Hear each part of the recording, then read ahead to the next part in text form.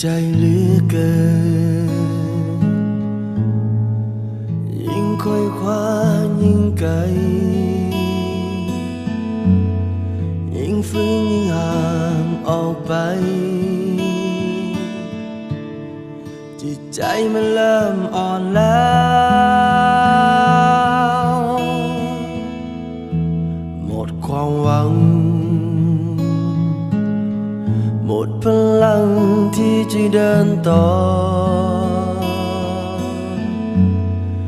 จะก้าวไปแต่ก็ท้อเสียใจจนทนบ่ไหว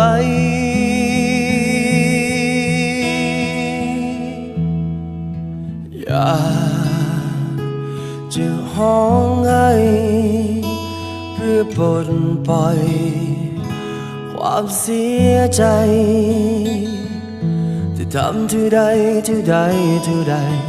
ใจก็ยังบ่ดีขึ้นเล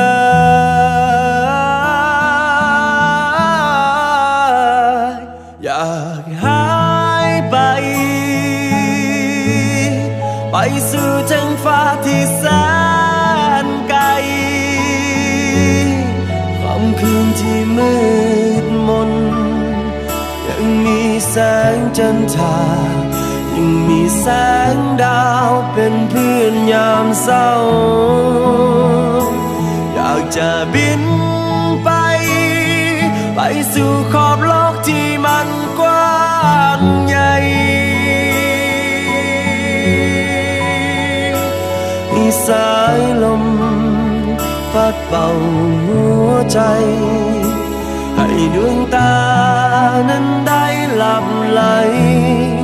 ให้ใจได้สู้อีกครั้งหนึ่ง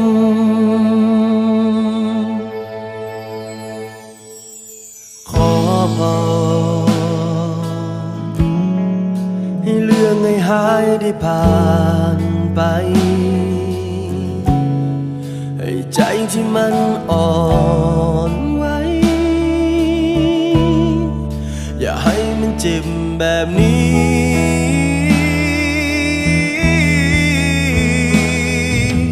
อยากจะห้องให้เพื่อปลดปล่อยความเสียใจจะทำเท่าใดใจก็ยังบ่ดีขึ้นเลย